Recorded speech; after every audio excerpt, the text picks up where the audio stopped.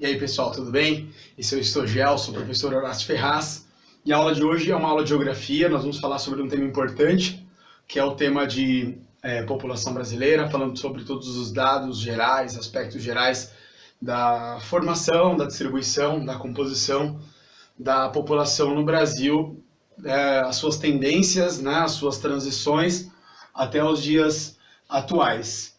Nós vamos começar falando sobre o primeiro censo, né, que houve no Brasil, ainda antes da existência do IBGE, do Instituto Brasileiro de Geografia e Estatística, que foi um censo feito em 1872, já na reta final aí do Segundo Reinado, né, com uma população de 9.930.478 habitantes. Né? Esse é o primeiro censo oficial da população brasileira. Então veja que de 1870, ou seja, né, nas últimas décadas do século XIX, até o ano de 2010, onde a população alcançou 190 milhões, mais, né, quase 191 milhões de habitantes, a população do Brasil teve um aumento de quase 20 vezes, né?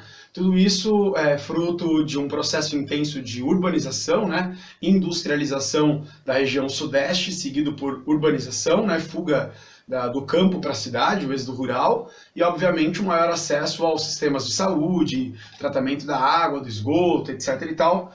Nem tanto esgoto, né, mais da água, onde o número de mortes caiu, né, drasticamente, e o acesso a medicamentos como, né, os antibióticos, etc. e tal, obviamente retardaram aí o número de mortes, né, elevando a expectativa de vida da população brasileira, criando esse grande, né, conglomerado humano que o Brasil tem. O Brasil ele deve ser considerado um país populoso, porque hoje ultrapassa 207, chegando aí, se aproximando de 208 milhões de habitantes, mas não é um país povoado, né? Tem poucas áreas do seu enorme território de mais de 8 milhões e meio de quilômetros quadrados, não é tão povoado, né? A população está concentrada na faixa leste, né, no litoral, e as cidades do interior, elas são cidades pouco ocupadas, né? 208 milhões de habitantes, dividido por um pouco mais de 8 milhões e meio de quilômetros quadrados, que é a extensão territorial do Brasil, vão chegar então em 24,4 habitantes por quilômetro quadrado. Óbvio que essa média é apenas uma média, né? A ocupação ela se deu de leste para oeste, né, desde a chegada dos portugueses, a entrada da Companhia de Jesus, a criação de gado, né, as missões dos bandeirantes, a formação das vilas, né, os ciclos econômicos aí, né, desde o período do açúcar, período do ouro, depois do café. Hoje nós estamos aí no ciclo da soja, no centro-oeste brasileiro. Nós temos então de leste para oeste, resultado da ocupação e colonização portuguesa em toda a faixa litorânea, são as maiores cidades, né? Densidades que chegam até 216 habitantes por quilômetro quadrado nas grandes cidades do país. Nordeste, Sudeste e Sul são as três regiões com as maiores ocupações humanas do Brasil. A maior parte da Amazônia e do Centro-Oeste brasileiro apresenta pouquíssima, né, densidade demográfica, entre 0,13 e 11 habitantes por quilômetro quadrado. Então nós temos regiões pouco ocupadas, pouco povoadas do Brasil, em especial na região norte amazônica e na região centro-oeste. O estado de São Paulo, em 2010, chegou a um total de 41.252.000 habitantes, né? Um pouco mais do que isso, compondo então 21,4% do total da população no Brasil. Então veja que as regiões mais industrializadas, as regiões mais desenvolvidas economicamente, são regiões historicamente de atração populacional. Então as regiões Nordeste e Norte, né, expulsam pessoas que acabam se deslocando para a região Sudeste, em especial o estado de São Paulo, em busca de melhores condições de vida, emprego, etc. e tal. Falando um pouco sobre as regiões metropolitanas, né? A região metropolitana de São Paulo é uma região extremamente importante, né, no contexto socioeconômico do Brasil, e dentro do estado de São Paulo, ela concentra quase 50% da população do estado inteiro, né? Nós temos 39 municípios que compõem a região metropolitana de São Paulo, chegando a 19,7 milhões em 2009. Hoje em dia já ultrapassam facilmente aí os 21 milhões de habitantes nesses 39 municípios que compõem a região metropolitana de São Paulo. No Rio de Janeiro, isso é ainda mais importante, né? Os números são ainda maiores. A região metropolitana do Rio de Janeiro, ela tem um total de 11,5 milhões de habitantes, ou seja, 73,3% da população do estado do Rio de Janeiro está aí na região metropolitana do Rio de Janeiro. Por que essa população toda vivendo na região metropolitana? Obviamente são áreas onde o custo de moradia ele é menor. Então os trabalhadores em geral não conseguem viver no centro, porque o centro tornou-se palco de especulação imobiliária, o custo é muito elevado e as pessoas acabam tendo que usar os sistemas de transporte coletivo, como trem, metrô, ônibus, etc. e tal, e todos os dias elas se deslocam num movimento que nós chamamos de migração pendular, que seria aquela em que a pessoa acorda de manhã cedo e sai para uma grande distância aí da sua casa para trabalhar ou para estudar e só volta no final do dia. Tudo isso para conseguir encontrar lugares mais baratos para morar. Falando um pouco sobre a urbanização do Brasil, o Brasil alcançou em 2009 84% da sua população residindo em cidades, né? Ainda que existem algumas tendências um tanto quanto exageradas do IBGE, porque existem regiões com grande presença de reservas florestais e as pessoas vivendo entre trilhas, entre vielas, em regiões sem calçamento, mas o IBGE ele costuma classificar como área urbana cidades e bairros pequenos que já têm aí um sistema de transporte integrado de alguma forma e tal. Então 84% da população do Brasil vive em cidades. 99,3% da população vivendo em áreas urbanas na região do estado do Piauí, né? Isso no Rio de Janeiro, né? A região metropolitana do Rio de Janeiro é a região mais urbanizada do país, com 99%. E a menos urbanizada seria o estado do Piauí, com apenas 31,9%. Falar sobre a questão de gênero, né? Homem e mulher. Há uma divisão proporcional, porém há com certeza um maior número de mulheres do que de homens no Brasil. Em 2009, o Brasil ele tem uma proporção de 94,8 homens para cada 100 mulheres. Em porcentagem seria algo em torno de 52% contra 48% de homens. Em regiões como Recife, apresentam então 85 homens para cada 100 mulheres. Em Curitiba, 94,6 homens para cada 100 mulheres. Taxa de fecundidade, né? Ou seja, número de filhos por mulher. É óbvio que há uma redução dos anos 60 e 70 para os dias atuais. As mulheres brasileiras, a média de fecundidade delas na década de 60 girava em torno de 6, né? 5, 6 filhos por mulher. E hoje o Brasil tem uma taxa média de 1,8 filhos por mulher. Mas então os números são importantes, eles caem na década de 60 e 70, em especial na região sudeste, por conta da industrialização e da intensa urbanização. Os parques industriais, né, gerando um fomento aí de empregos, as mulheres vão ser inseridas no mercado de trabalho, também no mercado educacional. Métodos contraceptivos, né, o uso de camisinha, anticoncepcionais, também vai reduzir o número de filhos por mulher. Em 60, 6,3 filhos contra 1,94 filhos em 2009. A região sudeste, os estados do Rio de Janeiro e Minas Gerais, apresentam as menores taxas de fecundidade, que ultrapassam muito raramente 1,6 filhos por mulher e são as menores do Brasil.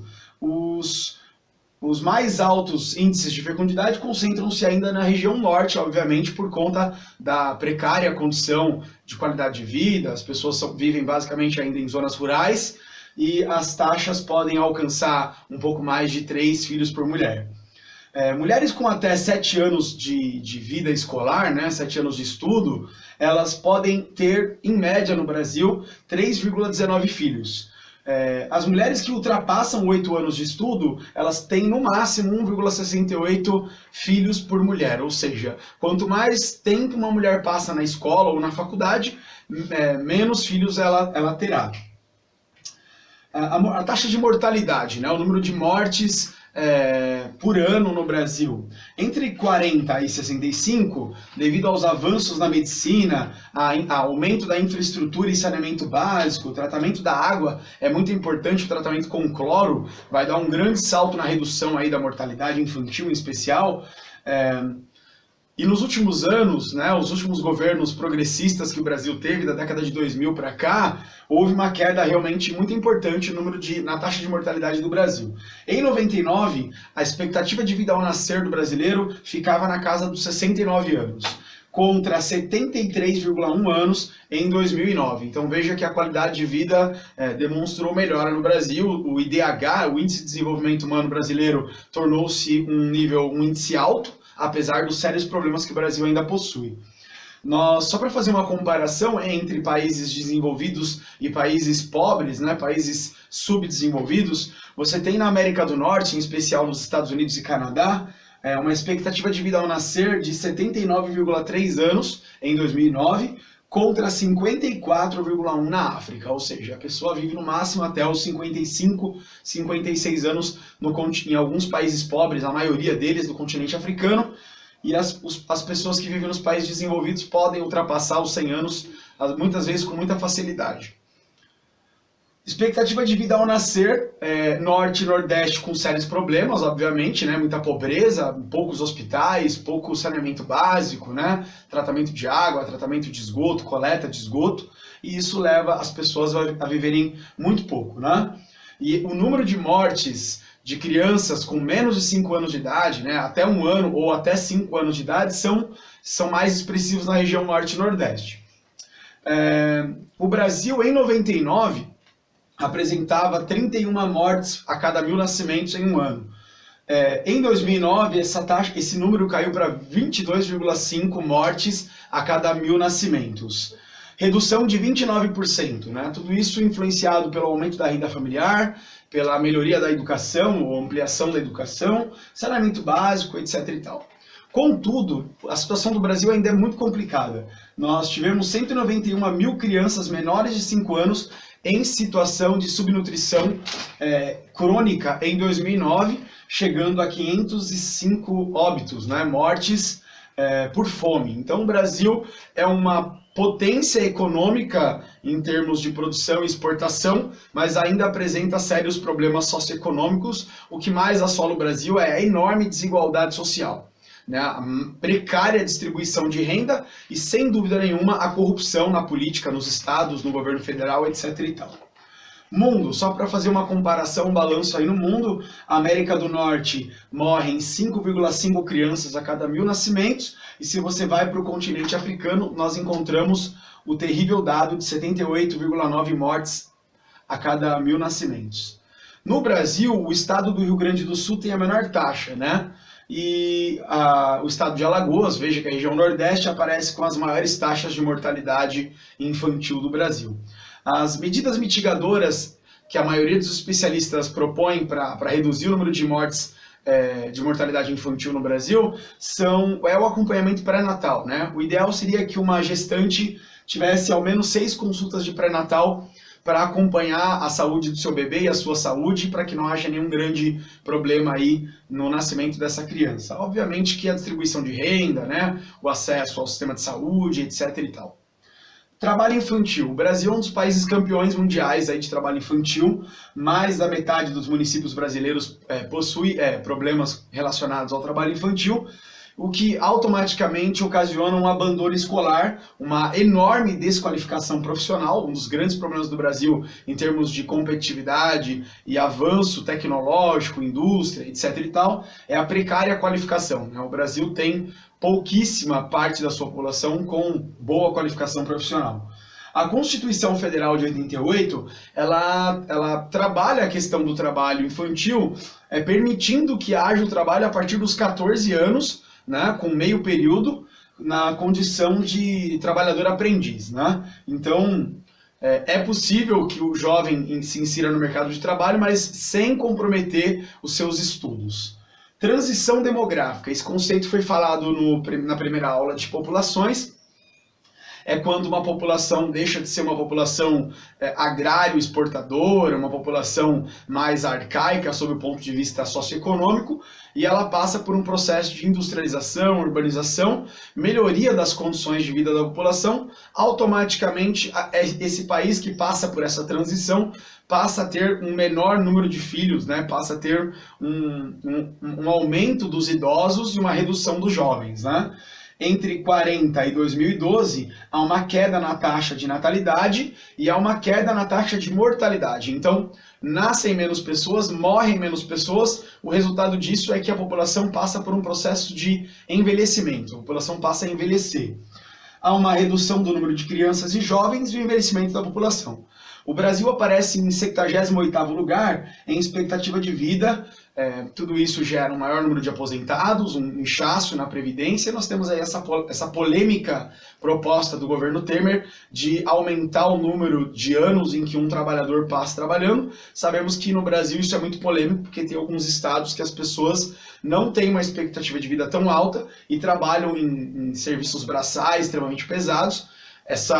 Essa reforma da Previdência, se de fato fosse uma reforma, seria mais dialogada com a população e, obviamente, trabalhada em faixas de acordo com cada região do Brasil, porque o Brasil não é um país homogêneo, ele tem grandes diferenças regionais e essa proposta ela deve ser pensada sob o ponto de vista das regiões e das características regionais do Brasil. O IDH do Brasil é considerado alto, né? Não demonstra as desigualdades regionais, ou seja, se eu estou na região sudeste, que é uma região concentrada, com uma melhor condição de vida, com mais infraestrutura e tal, eu não posso comparar a região sudeste, o IDH da região sudeste ou da região sul, com o IDH da região norte e nordeste, que obviamente não acompanha o desenvolvimento socioeconômico dos estados mais desenvolvidos. Péssima distribuição de renda, né, em especial nas regiões norte e nordeste. O PIB per capita, que é o PIB por pessoa, né? Quanto uma pessoa ganha salário bruto aí em um ano, o Brasil apresentou melhoras, né? Entre 2001 e 2008 houve uma redução da desigualdade no Brasil, novamente falando sobre os planos de governo dos partidos progressistas que estiveram no poder de 2002 para cá. Escolaridade, né? O número de anos que uma pessoa passa na escola. Em 2009 apresentou melhorias, né?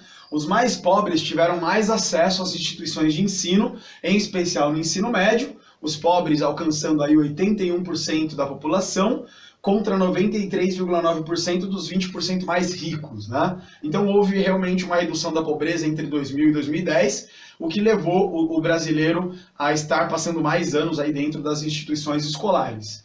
No ensino superior, nós temos 23% dos mais pobres contra 49,6% dos 20% mais ricos. A questão de gênero, homem e mulher, em 2009 o IBGE alega que as mulheres recebem 70% dos salários, ou seja, dos rendimentos dos homens. Então, não é só no Brasil, é uma média, é uma tendência mundial, mas estamos falando hoje só de Brasil. A mulher ganha, em média, 30% menos que o homem fazendo a mesma função, né? E mesmo as mulheres que têm mais escolarização, ou seja, que terminam o ensino médio, vão para o ensino superior, elas também recebem menos, podendo chegar a 58% do rendimento dos homens. Então, cargos de gerência, cargos de presidência, etc. e tal, executivos, as mulheres também ganham menos, né? Ensino superior. 2009, 62,6% de brancos contra 28,2% de negros e 31% de pardos. Então você percebe que num país com 52% da população negra, ou negra de pele clara, que o IBGE chama de pardo, né? Mas eu chamaria de negros de pele clara, nós temos então a esmagadora maioria dos 20% mais ricos, né? E 62% de brancos, ou seja, indica que os brancos pertencem a uma estrutura socioeconômica maior, e os negros e os pardos ocupando aí um menor número de assentos nos bancos acadêmicos do país.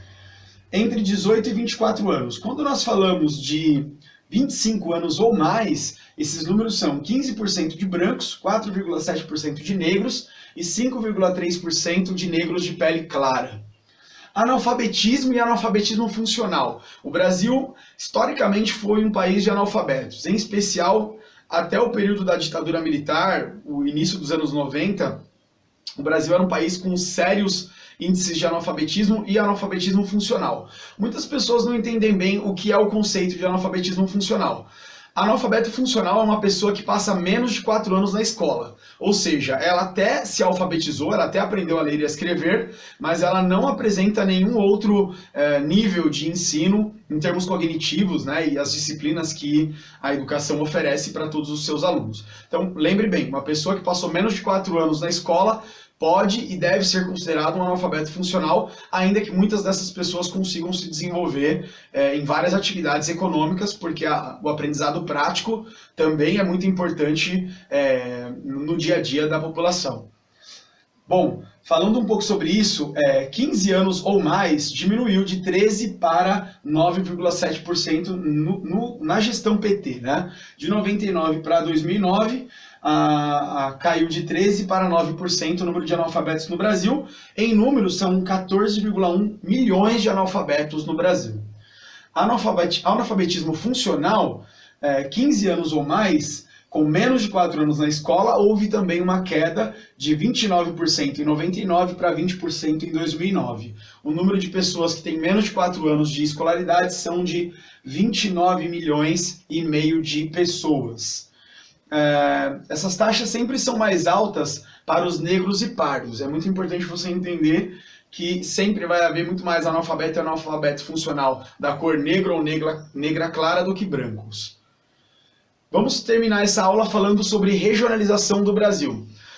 Desde o final do século XIX, houve uma preocupação em regionalizar o Brasil, em dar ao Brasil características socioeconômicas partindo do ponto de vista das várias regiões. O Brasil tem um processo histórico baseado em ciclos econômicos e, obviamente, as regiões que foram se desenvolvendo economicamente foram criando características diferentes.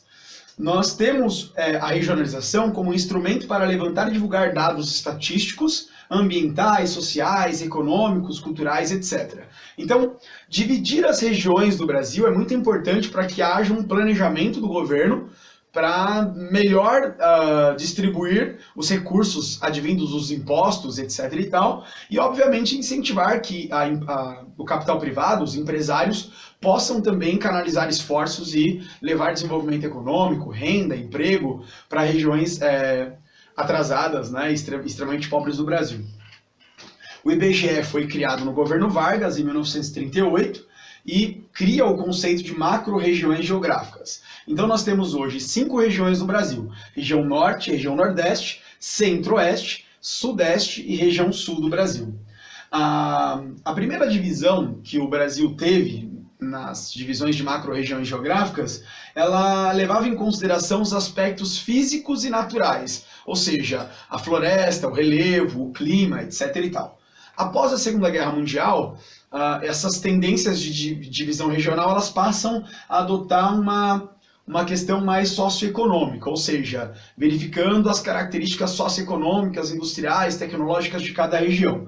Então é importante você entender que essa forma de divisão regional ela é uma tendência que vem da França para o Brasil e depois os geógrafos brasileiros passam a adotar outras escolas para estabelecer as suas características regionais.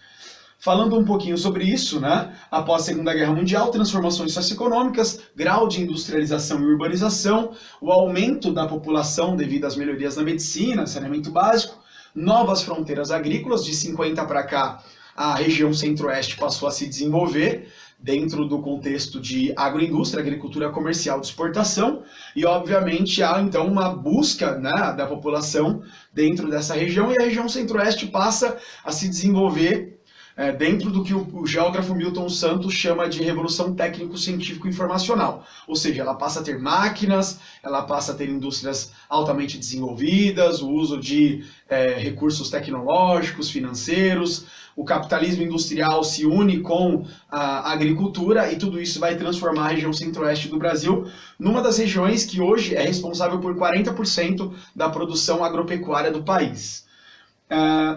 Oeste e norte do país, o IBGE cria então novas regionalizações sob o critério socioeconômico. Essa divisão que está nesse mapinha que vocês estão vendo é a divisão atual. O Brasil tem 26 estados e Distrito Federal e cada uma das regiões apresentam características físicas, naturais, mas também socioeconômicas, industriais, tecnológicas, etc. e tal. Obviamente você precisa entender que a região sudeste e a região sul são as regiões mais desenvolvidas do Brasil. Está havendo uma desconcentração industrial, ou seja, indústrias estão fugindo dos grandes centros industriais do sudeste e sul e estão indo em especial para a região nordeste, como o Recôncavo Baiano, que é hoje uma região de atração industrial. Nós temos a construção de uma infraestrutura de transportes, uma produção de minérios, né, que gera aí matéria-prima, e obviamente os portos, que são extremamente importantes para o escoamento dos produtos que ali são produzidos. Então, as indústrias estão fugindo dos grandes centros próximos do litoral, ou caminhando para as cidades de médio porte do interior, ou fugindo para as cidades do Nordeste brasileiro, que hoje estão recebendo alguns investimentos, tanto do governo quanto da iniciativa privada. Essas divisões vão classificar, então, cada região. Eu não vou estar falando aqui, falando um pouquinho para vocês, para fechar essa aula, sobre a divisão criada pelo geógrafo Milton Santos. Ele criou um conceito chamado 4 Brasis, né? Então ele vai falar da região da Amazônia, região Nordeste, região Centro-Oeste e a região Sudeste e Sul. Ele vai juntar esses 7 estados, né? Os 4 estados da região Sudeste mais os 3 estados da região Sul, ele vai chamar de região concentrada. O que seria isso na visão do Milton Santos? Ele vai dizer que são regiões que têm difusão do meio técnico, científico e informacional, ou seja, graus de concentração de atividades econômicas, terceira revolução industrial, tecnologias avançadas, fluxos de informações e capitais, redes de transporte e comunicações avançados, né? Internet de alta qualidade, meios de transporte, etc. e tal, bancos, né? São Paulo reúne 40% do PIB brasileiro, das 30 maiores empresas do Brasil, 19 estão em São Paulo, e os grandes escritórios das multinacionais do Brasil estão em São Paulo por conta do avanço tecnológico que a nossa região possui. Tudo isso, então, caracteriza o que Milton Santos chama de região concentrada. É isso, a aula termina aqui, eu espero que você tenha entendido, gostado da aula. Se você quiser, se inscreve no canal, deixa um like no vídeo e até a próxima. Valeu!